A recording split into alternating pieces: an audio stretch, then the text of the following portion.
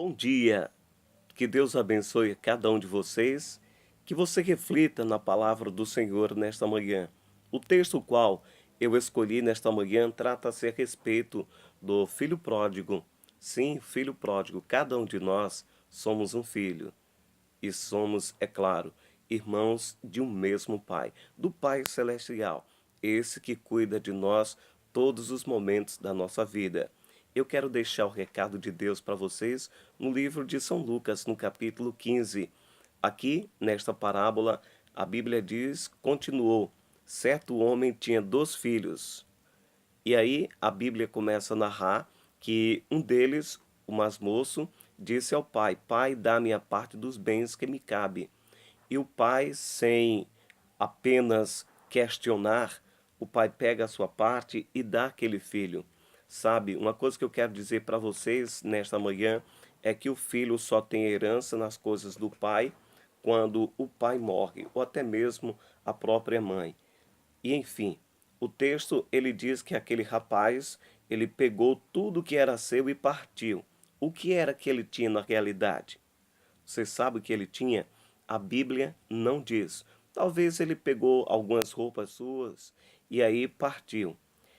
E a Bíblia diz que aquele rapaz teve que passar por algumas fases. Talvez você esteja também passando por esta fase, mas eu quero dizer para você que Deus, ele vai te ajudar a sair desta situação. Mas uma coisa eu quero pedir para você: volte para os braços de Deus, porque ele está te esperando. Ele te espera de braços abertos. E aí o texto começa a dizer que aquele rapaz, ele saiu de casa rico, se é que podemos dizer rico. Ele estava com certa quantidade em dinheiro. E aí, o verso 14 diz: depois que ele acabou, consumiu tudo que tinha, ele começou a passar necessidade, começou a passar fome, porque ninguém lhe dava nada. Ou seja, ele passou pela fase do desencanto. Então ele foi, a Bíblia diz, se agregou a um dos cidadãos daquela cidade, daquele local. E ali ele desejava se fartar das alfarrobas que os porcos comiam. E uma coisa eu digo, filhos e filhas de Deus, você que é criança, você que é jovem, Deus ele te criou para te dar o melhor, te dar a terra que emana de fato leite e mel. Aquele jovem, ele deixou seu lar, deixou sua família, com a perspectiva de que ele iria melhorar. Sabe por quê? Porque em casa ele era mandado, agora ele queria ter o gosto também de mandar. Mas ao contrário, ele começou a perder os seus bens. Então, caindo em si, ele passou pela fase do desencanto. Agora vem a fase da reflexão. Cada um de nós temos que refletir naquilo que nós passamos. E ele diz: quantos trabalhadores de meu pai têm pão com fartura e eu aqui morro de fome. Em casa ele tinha pão também com fartura, porque aquele garoto era talvez o filho de um fazendeiro. E por ser um filho de fazendeiro, ele tinha tudo que ele queria a cada momento que ele quisesse, é claro, mas ele hesitou em ir embora, porque, como eu falava antes, em casa ele era mandado. Agora ele queria sentir o gosto de mandar. Ele cai em si na reflexão e ele diz: levantar-me-ei e irei ter com meu pai. Ele agora parte para a fase da ação. Ele diz: vou me levantar. Ele prepara então um discurso, porque ele precisava chegar na casa do seu pai, mas dizer algo que o pai talvez o convencesse a que ele voltasse para casa, entrasse no seu lar. Ele prepara então todo o seu sermão e a Bíblia diz que ele começa a preparar o seu sermão e ele diz: já não sou digno de ser chamado de teu filho, trata-me como um dos teus trabalhadores. Ainda assim, ele estava preparando todo o seu sermão, porque ele iria chegar na casa do seu pai com mãos abanando. Havia perdido tudo, mas aí ele então se levanta. Se ele se levanta, concluímos que ele estava sentado ou deitado, ou até mesmo havia caído. Estava lá prostrado. Mas eu quero dizer para você nesta manhã que a Bíblia diz: e se cair, não ficará prostrado. Aquele jovem ele se levanta e vai para o pai. E levantando-se, ele tinha certeza de que o pai iria resgatá-lo. A Bíblia diz que ele se levantando foi correndo, foi cada vez mais se aproximando e levantando-se daquele momento, ele percebe que seu pai estava lá, no mesmo lugar que talvez naquela manhã, naquela tarde, ele havia saído. E aí então o pai o avistou e, compadecido dele, corre e abraça, dá um beijo naquele garoto, dá um beijo naquele moleque, naquela criança que não tinha experiência com o mundo. E aí o pai pede para que as pessoas comecem a tratar daquele filho. O pai, porém, disse aos servos: olhe, tragam depressa a melhor roupa. E é isso que Deus ele tem para nós. Deus sempre nos dá o melhor. E o pai diz: tragam a melhor roupa, vestiu, ponde-lhe um anel no dedo e sandálias nos pés. Amigo, eu quero dizer para você que naquele tempo só quem andava descalço era escravos. E aquele garoto, aquele rapaz, ele era o filho de um fazendeiro, não era de uma pessoa qualquer, era o filho de um fazendeiro. E aquilo seria humilhante se as pessoas o vissem daquela forma. Na entrada logo das casas dos donos de fazenda, as primeiras casas eram dos moradores, para depois vir a casa do dono da fazenda. E ele agora, agoniado para que as pessoas não vissem a situação do seu filho, manda trazer depressa. E aí é atendido o pedido daquele chefe, daquele dono da fazenda. Sabe, agora entra a fase da reabilitação. E eu quero dizer para vocês também que aquele anel, vocês estão vendo aqui a minha aliança, aquele anel representava o direito de filho que aquele rapaz nunca havia perdido. Tanto é que o pai manda também matar o novilho cevado, que estava preparado talvez para uma ocasião de alegria.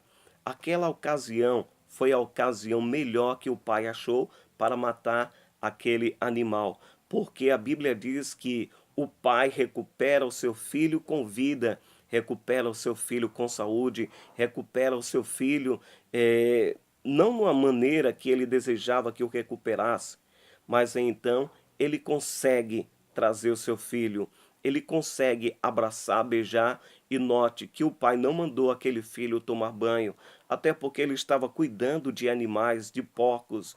O cheiro seria um cheiro forte, mas o desejo do pai de abraçar aquele filho era tanto que ele não se preocupou com aquilo. E é isso que o nosso pai ele faz conosco. Ele não se preocupa se nós formos longe demais. O mais importante é que ele quer nos resgatar, ele quer nos reabilitar, ele quer nos deixar cada vez mais próximo do reino celestial. E ele diz: comamos e regozijamos, porque este meu filho estava morto e reviveu. Sabe, amigos, filhos e filhas de Deus, sempre vai haver um empecilho. Você sabe qual é o empecilho dessa história? É o irmão do pródigo. Ora, o filho mais velho, ele estava lá no campo trabalhando, e quando ele chega, ele percebe que ali há músicas, ali há danças, ali há uma alegria, e ele pergunta: o que é que está havendo? E um dos criados diz: teu irmão que chegou. Talvez ele perguntou logo: e ele fez fortuna? Ele está rico? E agora vem a situação. O pai, ele vê que todos estão alegres, mas ele se entristece, porque ele diz: meu pai, há tanto tempo te sirvo e o Senhor nunca me deu um cordeirozinho para que eu pudesse me alegrar com os meus amigos. E o pai olha para ele e diz: meu filho, você sempre está comigo. era necessário fazer essa festa, porque o seu irmão, ele havia saído, ele volta em uma situação, se eu te contar, você não vai nem acreditar. Agora ele está da mesma forma que você, bem vestido. Ele chegou aqui maltrapilho. O pai tentava reconciliar aquele outro rapaz. Mas sabe, filhas e filhos de Deus, há sempre o questionamento do irmão mais velho. E ele começa a dizer: Pois é, meu pai, eu estou aqui, nunca ganhei um cordeiro sequer do Senhor, mas o Senhor vem e mata o novilho cevado para este teu filho. Você nota que ele diz: Para este teu filho, que desperdiçou todos os teus bens com meretrizes. O Pai Celeste, Ele está sempre preocupado conosco. Ele está sempre preocupado em nos resgatar. Ele está preocupado com você. Ele quer resgatar você também das mãos do inimigo. Talvez você seja um desses filhos pródigos que voltou, que está no mundo da bebida. Talvez o seu pai, você que é filho, que tem orado pelo o seu pai, orado por algum familiar seu que talvez tenha se metido no mundo das drogas, que era da igreja, mas que se afastou. Eu quero dizer para você uma coisa, que os seus dias de prazeres já passaram. Deus, ele quer te conceder e ele quer te levar para uma morada segura. Por isso que ele diz que foi preparar lugar e quando fosse, ele iria retornar para levar os seus. E eu espero que você esteja nesta lista daqueles que irão para Canaã Celestial, que esteja na lista dos salvos. Portanto, ajude a salvar aqueles que estão no mundo das drogas, da prostituição, aqueles que talvez não tenha um retorno, até mesmo de alegria, pois alguns, infelizmente, não retornam, porque o mundo das drogas, o mundo da bebedice, da prostituição, tem levado muitas pessoas a caírem, mas não tem volta. Sim, mas o Pai Celestial, ele está sempre com as portas abertas para receber então seus filhos. E a Bíblia diz que o pai, ele tenta reconciliar aquele filho. A palavra do Senhor não diz se ele entrou, mas eu quero dizer uma coisa para você. Existem muitas pessoas na igreja, até mesmo na família, que fica torcendo pela infelicidade das pessoas. Tem uns que ficam com a mão assim para aplaudir quando elas caírem, mas Deus, ele está esperando por você. Ele não está esperando com as mãos desta forma. Ele está esperando com a mão desta forma aqui, para te dar a mão e te levantar, porque esse é o nosso Pai, esse é o Deus que nós acreditamos, esse é o Deus que quer levar todos para o mesmo lugar, quer se regozijar. Portanto, filhos e filhas de Deus, eu agradeço e espero que este vídeo tenha chegado em uma boa hora na sua vida. Que o Papai do Céu, ele venha transformar o meu e o seu coração, porque ele está sempre de braços abertos a te esperar e a esperar por mim e aqueles que verdadeiramente querem ter um retorno, uma nova oportunidade, uma nova chance. Que Deus o guarde para a vida eterna. Este foi o meu primeiro vídeo que eu vou mandar para vocês, tá? Que Deus o abençoe. Fiquem todos na paz do nosso Senhor e Salvador Jesus Cristo. Bom dia.